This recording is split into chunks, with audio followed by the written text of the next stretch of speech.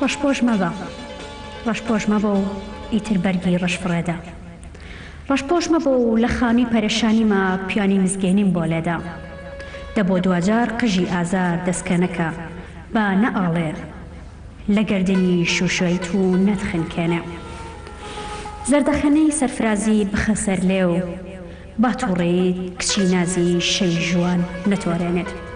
بینەرانی ئازیز و خۆشەویستی ئەمە لە هەرکوێکن بینەری پرۆگرامی ئەمڕۆ و شاشە ڕەنگینەکەی گەلی کوردستانن جوانترین سڵاتان لێبێ و ئێوارەتان باش. خۆشحاڵین لە پرۆگرامێکی نوێدا بە یارمەتی هاوکارانم هاتوویەوە میوانی ماڵەکانتان و بۆ هیواین کە پرۆگرامێک بێت بەدڵی ئێوەی ئازیز و خۆشەویست بێت و هاتا کۆتاییش لەگەڵمانە بن. میوانی ئەم ئێوارەمان دوو میوانی ئازیزن. یەکێک لەوانە بەڕێزیان فاتح عیزەدینە کە وەکو شاعیر ئەم ئێوارە لە لای ئێمێ و میوانە. و یەکێکی دیکە لە میوانەکەمان جەمال نووریە نووسەر و ڕەخنەگرە و بەڕێزیشیان زۆر بەخێر بن. سپاس بۆ ئامادەبوونتان. کاک فاتح زۆر بەخێر بیت.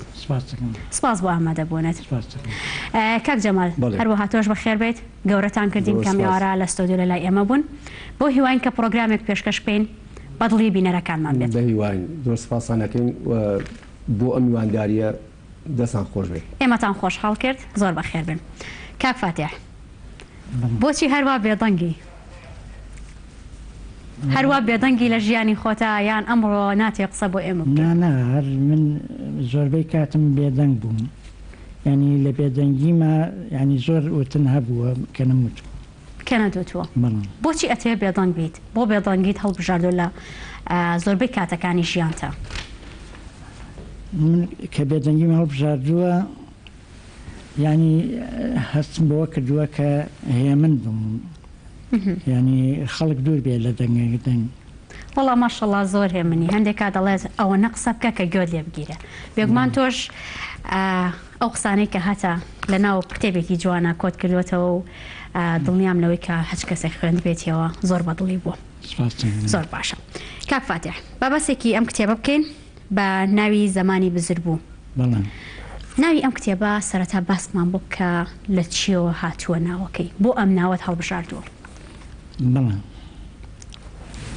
من کە ناوی زەمانی بزربووم هەڵبژارد مەبەستم لە این بووە مێژووی مرۆڤایەتی بە چەند قۆناغێکە تێپەڕبووە و دووبارە بوونەوەی تیا بووە. بەڵێ ینی وای لێ هاتووە زەمانەکە وەستاوە مردووە. ینی مەبەستت لە ناوچوونێتی یاخود ئەوەی کە ون بوون ینی مێژوی خۆمان نازانین. باشە. ئەمە سێمین جارە کە ئەم کتێبەت چاپەکرێت. ئەمە بۆ سێمین جارە. ئەگەر باسێکی مێژوی کتێبەکەمان بۆ بکەیت و باسی هەر سێجار چاپکردنەکەی بکەیت بۆچی سێجار چاپ کردوێتەوە؟ بەڵێ یەکەم جار ساڵی ৯حەوت و کاتێک کە تەلەڤیزیۆنی خاک هێرۆخان کردبوویەوە. بەڵێ بەهۆی برادێکمەوە خەڵات عومەر هێرۆخان ینی بانگێشی کردم بۆ ئەوێ. باشە. ئیتر من باسی شارەکانمی کرد وتی حەزەکەم بۆ چاپ بکەین. برادێک بە خۆشنووس بوو بە خەتی خۆی نووسیەوە ینی هەر وەکوی سنساق بۆ خەتە بڵاو کرایەوە لە ساڵی ৯حەوتە. باشە. بۆ چاپی دووەمی ڕەحمەتی کاک بەکری حاج سەفەر کە من کاتی خۆی ینی مامەسای شۆڕەش بووم لە دۆڵی جافایەتی لەوێ بوو هاوکاریە کردم حەزی کرد کە کتێبەکەم بۆ چاپ بکاتەوە. ئەوە بوو 2008 ئەو کتێبەی بۆ چاپ کردمەوە لە چاپخانەی دیلان. زۆر باشە. بۆ جاری سێم چاپت کردن بەڕێز خاوەنی چاپخانەی کارۆ کاگعتا بڵێن هەموو ساڵێک بە بۆنەی یادی دامەزانی چاپەکەیانەوە چاپخانەکەیانەوە کتێبێک بۆ نووسەرێک یا شاعیرێک چاپ دەکەن. ئەوە زۆر باشە. زۆر باشە. کاک جەمال بەر لەوەی کە بچینەوە لای کاک فاتح بۆ خۆی و باسێکی ناوەڕۆکی کتێبەکەمان بۆ بکات و باسی دیوانە شاعیرەکەیمان بۆ بکات بەڕێستان خوێندنەوەتان بۆ دیوانە شاعیرەکەی کردووە. ئەمێت وەکو ڕەخنەگرێک باسێکی ئەم کتێبەی مامۆستا فاتحمان بۆ بکەیت. زەمانی بزرگووی فاتح عیزەدین بەو سێ قۆناغی کە خۆشی باسی کرد لە 1992 و دواتر ڕەحمەتی بەکری حاجی سەفەر و ئێستاش مەطبعەی کاک عەتا بۆ چاپ کردووە لە زۆرینەی ئیشتاقی خەڵک بووە بۆ زمانی بزرگبووی فاتح عێزەدین، یعنی خواستی خەڵک بووە لەسەرەوەی کە بەدەستی بێنێت ئەو کتێبە. چی وای لێ کردووە وا لە خەڵک کات کە مشتاق بێت بۆی کە کتێبێکی وەها بەدەست بهێنێت؟ ئەو دیوانەی فاتح ڕنگانەوەی واقع تایبەتەکەی خۆی بووە، هەڵبەتە ئەم کوڕی شۆڕش بووە، کوڕی کوردستانیش بووە، لە هەموو سەرتاپای تەمەنی خۆی ئیستیقرار نەبووە بە حکمی سەقامگیری کوردستان خۆشی، لەبەرەوە کاتێککە شعرەکانی خوێنیتەوە سەیریەکەیت تەنیایی گۆشەگیری ترس مەرگ ناومێدی پانتایی دیوانەکەی داگیر کردووە. مرۆڤی ئێستاش بۆ ئەم قۆناغە کە عەڵەمی ئیشتیاقی زمانی بزرگبوویەتی بیخوێنێتەوە لەو نائارامیەشی لە دەرونیا هەیە، حیاتی مەزمون نییە، پێداویستیە مرۆیەکانی لە بەردەمانیە، لەبەرەوەسەیەکەیت ئەوێت خۆی لە دیوانەکەی فاتح بدۆزێتەوە، بۆیە زۆرێک لە خەڵک داوای کتێبەکەی ئەکرد بۆیە چاپکرایەوە و مەطبعەی کارۆش دەستیان خۆش بێت وەکو وەسێکی ئەخلاقی و ئەدەبی هەموو ساڵی ئیشێکی واکەن، دەستخۆشیان لێکەین، هیوای بەردەوامیان بۆ خوازین.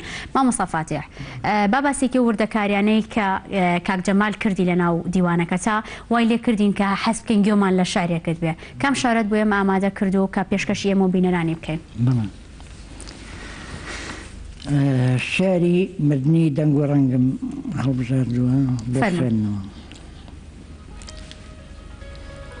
ئاخ چییە ئەم دەنگە ئەم ڕەنگە کە بوونی سەراپای بێدەنگی و بێڕەنگی ژیانێکە نێژراوی گۆڕێکی دێرینە، چییەوە ئاوازی بێنازی گەروی من وەک هەوای ژەنگرتووی شمشاڵی شوانێکە خنکاوی دووکەڵی خاچێکی خوێنینە، بێدەنگیم ڕۆمانێ ملوێنان قسە بوو، پڕگرمە و پڕلەرە و هاژە بوو، نەبیسترا و نابیستێ، بێڕەنگیم سەوزایی سروشت و شینایی ئاسمانی گەردوونە، سوورایی ڕوخساری خوێناوی شەهیدە و ژیلەمۆی پاژماوەی شەڕی بەد، قاوەیی و هەنگوینی چاوانتە و نەبینرا و نابینرێ.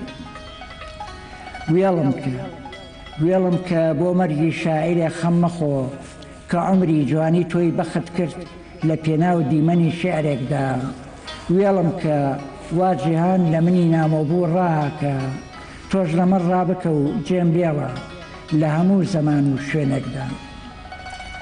قورسایی زەویان نایە سەر ئەم گیانە لاوازە و نەمردم، مۆڕشوینی پەژارەی ئاهاتی مەسیحیان ڕشتە ناو گوێگرتن لەم هەموو ئاوازە و نەمردم، سەدان جار بە خاچی تاوانەدا کوترام کەچی هەر نەمردم، بۆ ئەزمون لە بنکەی ئەتۆما تەقێنرام سەیرە هەر نەمردم. بەڵام ئاخ هەزاران ئەفسوس و مەخابن، ڕۆژە دێ ئەم دیانە پڕدەنگ و پڕڕەنگە بمرێت و چاوانی لێک بنێ، بەهێزی لێدانی شنەی با لە کەنار حەسرەت و لە بنار دووریە بمرێت و چاوانی لێک بنێ. ئەمرین و جیهانی شەروەک و نەبوو بێوەهایە، بۆیە جێی خەم نییە، نازانین تەماشای قەشەنگی سروشت و گوێگرتن لەم هەموو ئاوازە تەلیسمە هۆی چییە؟ 1985 گەڕەدەی شارباژێر. ئەمە لە 85 شارێک نووسیوە. سوپاس مامۆستاگیان، بەخێر بیتەوە. بۆچی لە شعرەکانتە نائومێدی و خەمێکی زۆری پێوە دیارە؟ ئایا ئەمە واقعی ژیانی مامۆستا فاتیحە یان ویستێتی ئەو نائومێدی و خەمانەی ئەو ساڵانە لە ناو شعرەکانیدا بگێڕێتەوە؟ بەڵام بەر لەوەی کە وەڵامم بیتەوە دەچینە لای وچانێکی کورت و لەگەڵتانە بەردەوامە بین.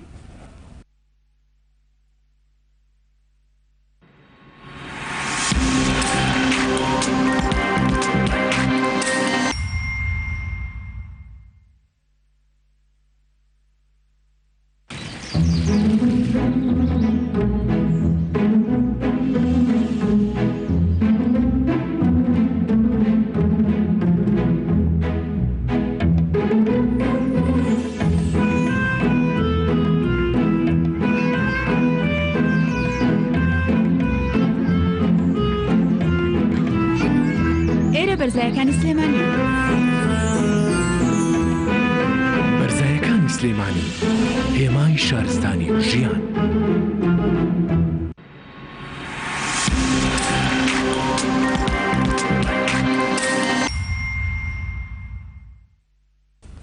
دووبارە سڵاتان لەبێ ئەمە بەردەوامە بین لەگەڵتانە. مامۆستا فاتح باسی ئەو ناومێدینە و شارەکانتمان کرد. ئەگەر ڕوونکردنەوەکمان لەسەر ئەو پێ بێت. بەڵێ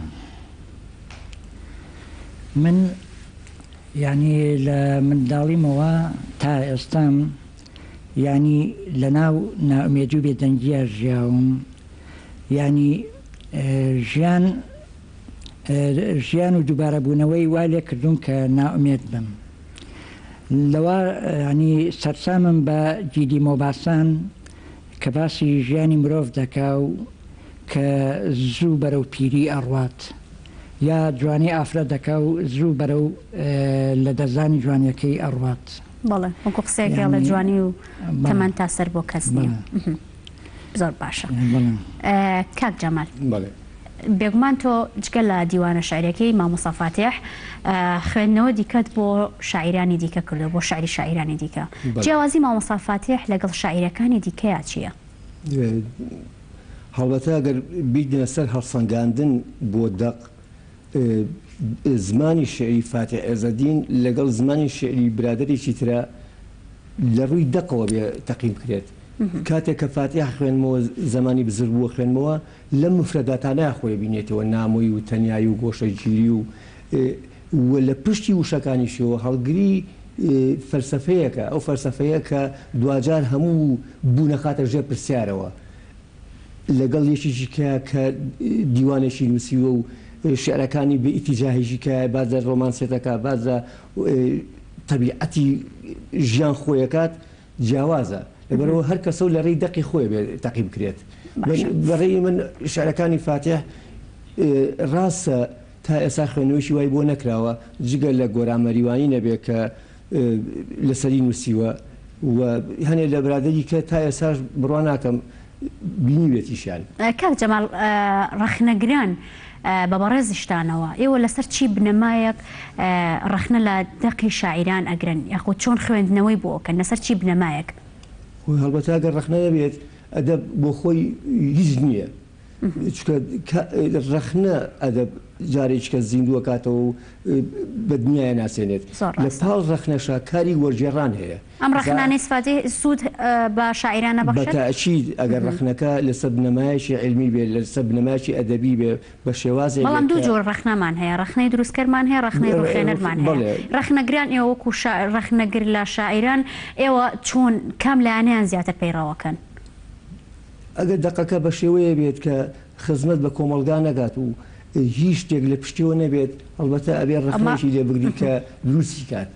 ئەگەر خۆشی ئەدەب بێت و شعر بێ بە هەموو مقایسەکانیەوە ئەوە ئەبێ خوێندنەوەیشی ورتری بۆ بکەیت هەڵکۆڵینە ناو دەقەکەیا بکەم تاکو بزان لە پشتی وشەکانی فاتحەوە چییە ئێ بەرەو چۆن بەرێت دوجار کە قەناعەتم پێ بکات ئەو کاتا توانم لەسەری بنووسم. هیچ دەقە شعریەکی مامۆستا فاتح هەیەەوە خوێندبێتەوە و زۆر پێی کاریگەر بوو بێت؟ لەبەر یەک هۆ من دەستم برد بۆ ئەوە چکە کاتێک کە بازە شعرەکانی فاتحەکرێت و ئەزان گۆشەگیری و تەنیایی و بەدبینی و ئەمانەیە.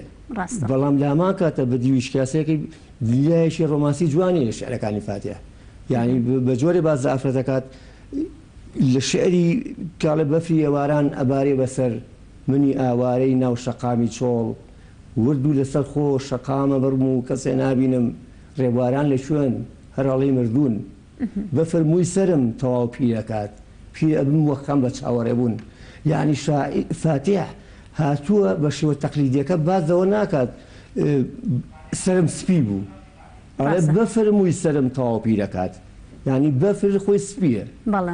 بەڵام ئەو مەبەستی مووی سەری خۆیەتی کەس بڵێ ینی لە چاوەڕوانی ساتێکیش بێ بۆ ئەو لای ئەو زەمانێکی زۆرە ئەو چاوەڕوانێ بۆ معشوقەکەی سەرەکەی نییە لەوێ ئەو چاوەڕوانێ بەسەتەوە بە زەمانێکی زۆرەوە بۆیە دیوانەکەشی ڕەنگانەوەی زەمەنی تایە ناوینەوە زەمەنی بزر بوو زۆر ڕاستە.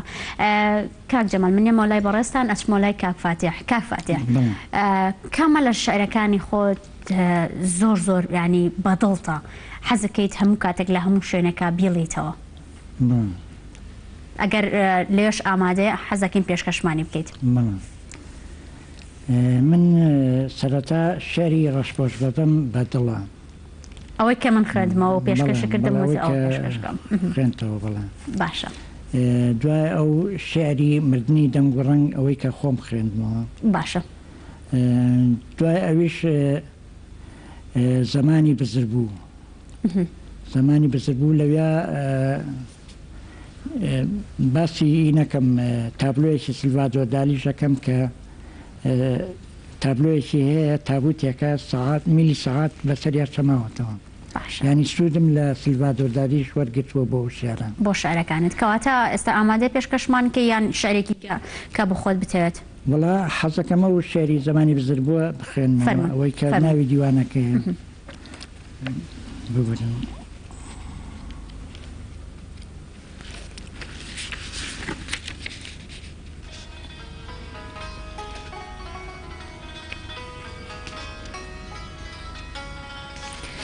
تا ئەو شارەکەی ئاماداکە کاک جەمال بام بێمە لای تۆ ڕۆژانە ئەگەر لەگەڵ مامۆستا فاتیحا بە هیچ کاتێک ئەگەر بێتە قەتبی یاخود حەز بکەی گوێت لە شارێک بێت قەت پێ و تۆ مامۆستا فاتیح شارێکم پێشکەشکە و بۆ خۆی بۆت بخوێنێتەوە؟ وڵا وەکو لە بیدایەتە خۆشە ئیشارەکە پێدا وتە ئەو بێدەنجیت چیە؟ یعنی فاتێ بێدەنجیشی تەواو داگیری کردووە. یعنی مەگەر چۆن هاتوانیت ساعاتە قسەی لەگەڵا بکەیت 10 دقە 20 دقە بێدەنگە بەدایمی بێدەنجیشی پێ دیارە. بێدەنگەکانیشی پڕان لە جوانە. بێدەنجی هەڵگری خۆی لە ناخیا هەڵگری دەنگە خۆی بەڵام بەچی دەریێبرێ بە شێعر دەریێبرێت. بۆیە لەو حاڵەتانەیە کە تۆزە تووشی حاڵەتێکی یەسەبیت حەزەکەم بە تەنیا لەگەڵ شێعرێ بخوێنێتەوە. زۆر باشە. کەواتە با ئێستاش گوێمان لە یەکێکی تر لە بەرهەمەکانی بێت. فەرمووی. بەڵێ. زمانی بزربوو بێداریە خەونە یاخود زیندەخەوە من میوانی ناو ئەستێرەی گەردوونێکم بەرە بەیان فڕۆکێ و لە ئاسمانێکی دوورەوە بە دەوری خۆردا دەگەڕێ بە سووتانی جگەرێک بەلاکردنەوەی ناوەختی پیاسەیەک شەپۆلی دەریای ئاسمانی شەو داهاتن بەسەر ڕۆخی ئاوابوونی ئەم سەرزەمینەدا دەڕژێ شەمە دەستی یەکشەمەیە و لەنێو قەد و باڵای دووشەمە ئاڵاوە سێشەمە پێڵووی خەواڵی و چوارشەمەیە و ئەشکی ئێوارەی پێنجشەمە لە لێواریا قەتیز ماوە هەینیش چ بڵێم ئاوێنەیە دەرخەرەوەی دەسەڕەشە سامناکەکەی نێوان گەروی زەردەپەڕی ئێوارەکانی شەممەیە بێداریە خەونە یاخود زیندەخەوە من میوانی ناو ئەستێرەی گەردوونێکم خۆرنشینان دەڵێی کەشتینە و ئاسمانە و باڵگرتووە عشقی خۆرە و مەلێوانی تەنووری گەڕ بە جیوەی پەنگر و پشکۆ پێڵوو چاوانی خۆی دەشوە بەنێو قۆڵایی گەردوونە دەڕوا دەڕوا لە ناخیشدا دەروون تاریک لەبەر چاویە میلی سەعات نابزوێت و زەمن ناڕوە شەممە باڵای یەکشەمەیە و لە باخەڵی دووشەممەدا لێ نووسووە سێشەمە نەخۆشی کەوتووی بەرنەشەری چوارشەمەیە و لە پێنجشەمەدا مردووە هەینیش چ بڵێم زەمنێکە لە مێژەوە بزر بووە تابوتێکە میلی سەعات بەسەریا چەماوەتەوە تەرمی هەر حەوت شەوەکانی تیا کەوتووە بێداریە خەونە یاخود زیندەخەوە خۆرنشینان شوشەیەک مەی لە بەردەمما و لە نێو خەون و بێئاگایی خاڵی و بۆشە بەرەبەیان وەکو ئەوەی هەڵقڵابێ لە نێو دەسما و لە کەناری بێداربوون و بێئاگایی لێوان ڕێژە تۆ ئەی شوشەی خاڵی و بۆشم تۆ ئەی شوشەی لێوان ڕێژم نەشەبەخشی و پڕم لە تۆ پڕم لە برژانگ و نیگای بەیانیان و ئێوارانی کشانی شۆخ پڕم لە شیعری گەرم و گۆڕ لە جەنگ و خوێن لە مۆسیقا و دەنگی دارویش لە هیستریا پڕم لە شەپۆلی سەربەڕاوی کەنار و ڕۆخ بەڵام ئەسووس بۆ ئەو ڕۆژەی یا ئەو شەوەی میلی سەعات چرکەی زەمان بەسەر باڵای من و تۆدا ئەچەمێنەوە وەک گۆچان بەخێر بێتە مامۆستاگیان بەخێر بێتەوە سەرچاو. کاک جەمال شارەکانی مامۆستا فاتح بمانوێ نەمانەوێت زۆربەی ناومێدی پێوە دیارە. ئایا ئەم ناومێدیە هیچ کاری لەسەر تۆ دروست کردو، هیچ کاریگەرێکی لەسەر تۆ دروست کردووە وەچی وای لە تۆ کردووە کە هەڵبەتە بیدایەتە ئیشارەتم پێدا ینی ئەو شێرانی فاتح زۆرینەی ینی ئەگەر نەڵێم هەموو دیوانەکە بە تەواوەتی پڕە لە ناومێدی و گۆشەگیری و تەنیایی و ترس و گومان بەشێکی زۆری واییە، بەڵام کاریگەرێتی لەسەر من دروست کردی بێ بە دیوێکە کە بڵێم وڵا بەرە ئەو ئاقار و بەر ئەو ئاراستێمە بە نەخێر خوێندنەوەی من بۆ شێعرەکانی فاتح لە کۆمەڵێ شتای بەڕاستی هەرەوەنە نییە بڵێم تەنیایی گۆشەگیریەوە زمان و بەکاربردننی شێعری لای فاتح تایبەتە بە خۆی ینی نەهاتووە کاریگەری شاعیرانی پێش خۆی لەسەر بێت ئەم لەو قۆناغا لە هەفتاکانە لە 75ەوە ئەنووسێت کۆمەڵێ شاعری ئەملاغ وجودی هەبووە وەکو شێرکۆبێ کەس وەکو ئەنوەر جاف وەکو سەڵاحشوان ئەمانە پانتایی ئەدەبیان داگیر کرده بوو فاتح لەو کاتایەتە ناو ساحەکەەوە سەدەمی ڕوانگەیە. زۆر باشە کاک جەمالگیان دەستەکانە خۆش بێ زۆر سپاس بۆ جەمال نووری نووسەر و ڕەخنەگر سپاس بۆ ئامادەبوونتان دیارەمەوە هاتینە کۆتایی پرۆگرامەکەمان و سپاس بۆ مامۆستا فاتح عیزەدین وەکو شاعیر کام ئێوارە لە لامان بوویت گەورە و کردین زۆر خۆشحاڵ بووین بە ئامادەبوونی بەڕێستان دووبارە بەخێر وامێت لە کۆتاییکە ئەوەش بڵم و سپاس بۆ سپۆنسەری جلوبەرگەکانم کە زێت ئێجمۆدەیە لە گەڕێکی ئاشتی خۆشیرینی تابان و سپاس بۆ ئێوەش کە هەتاکو ئێستا بینەرمان بوون هەتاکو پرۆگرامێکی دیکە و لە ئێوارێکی دیکەدا بە دیداری ئێوەی ئازیز شادەبینەوە ئێوارێکی خۆش ماڵاو.